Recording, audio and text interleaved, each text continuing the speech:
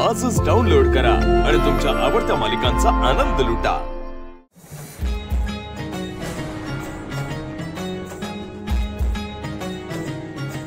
दामिनी, घरात भांडणं लावण्याची एक संधी सुद्धा सोडत नाहीस ना तू?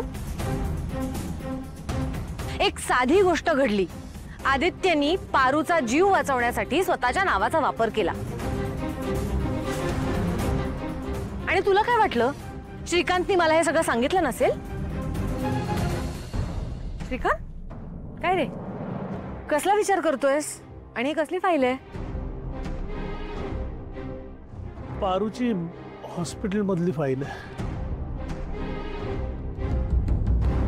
खरंच खूप सोसलं नाही ते मुलीने, पण नशीब ती या सगळ्यातनं सुखरूप बाहेर पडली। हो, पण त्यासाठी आदित्यला खूप मोठा निर्णय घ्यावा लागला ग। कसला निर्णय?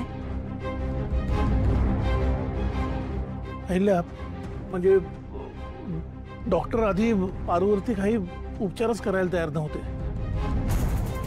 आदित्यने खूप समजावून सांगितलं त्यांना, पण ते काही ऐकायलाच तयार नव्हते। शेवटी नाईलाजाने, म्हणजे केवळ नाईलाजाने आदित्यला त्यांना असं सांगायला लागलं की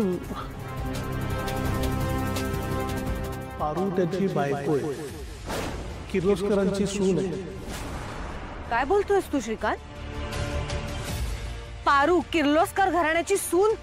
अरे, इतका प्रॉब्लेम होत होता तर आपण वेगळा काहीतरी मार्ग निवडला असता। हे करण्याची काही गरज होती का?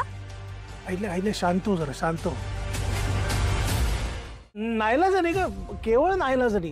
आणि तू विचार कर, त्यांनी हे पाऊल उचललं नसतं तर काय झालं असतं? पण सगळ्यांनीच पारूला गमावलं असतं ना। आदित्यला त्यावेळेला जे योग्य वाटलं ते त्यांनी केलं। मला सांग, याच्यात काही चुकीचं केलं का त्यांनी?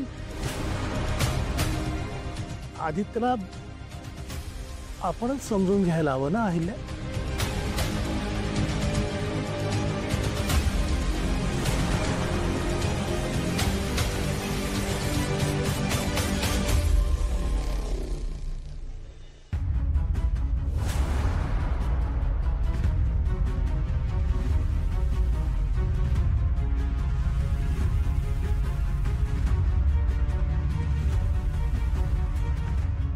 बरोबर आहे तुझं श्रीकांत। कधी कधी नाईलाज म्हणून आपल्याला काही कठीण निर्णय घ्यावे लागतात आणि हे सगळं करण्यात मला नाही वाटत की त्याच्या मनात दुसरा कसलाही विचार असेल, कसल्याही भावना असतील। त्यामुळे बरोबर आहे आदित्यचं। आदित्यने त्या दिवशी हॉस्पिटलमध्ये जे काही केलं ते पारूचा जीव वाचवण्यासाठी, आणि पारूला तिच्या मर्यादा माहिती आहेत, कारण तिच्यावर मारुतीचे संस्कार आहेत।